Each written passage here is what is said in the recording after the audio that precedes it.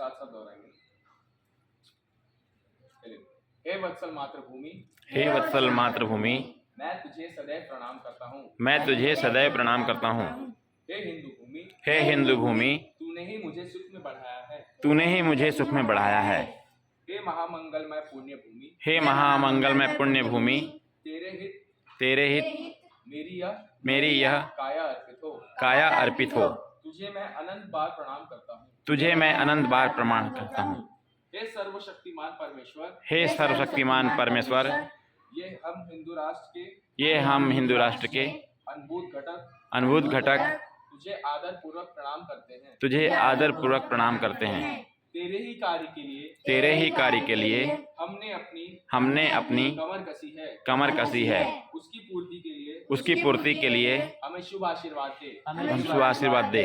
विश्व के लिए अजय ऐसी शक्ति सारा जगत विनम्र हो, ऐसा विद्युतशील तथा बुद्धिपूर्वक शुद्धि हमारे कंठक मार्ग को सुगम करे, ऐसा ज्ञान भी हमें दे। अभ्युदय सहित निश्रेष्ठ की प्राप्ति का एक में श्रेष्ठ उग्र साधन वीर व्रत है। हम लोगों के अंतःकरण में सुरक्षित हो। हमारे हृदय में अक्षय तथा तीव्र देह निष्ठा सदैव तेरे आशीर्वाद से हमारी विजयशालिनी संगठित कार्य शक्ति स्वधर्म का रक्षण कर अपने इस राष्ट्र को परम वैभव की स्थिति पर ले जाने में अतीव समर्थ हो। भारत माता की जय।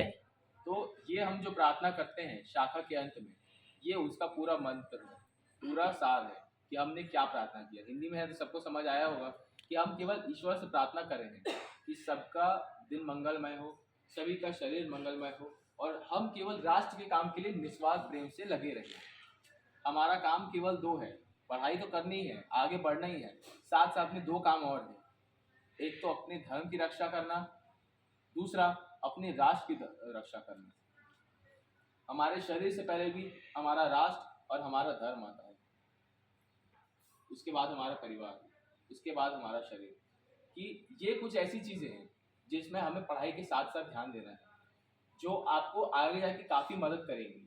और एक सनातनी होने के नाते राष्ट्र प्रेम और धर्म के प्रति प्रेम आपके अंदर होना ही चाहिए। तो ये हमने जितने भी प्रार्थना करते हैं उसका सार है।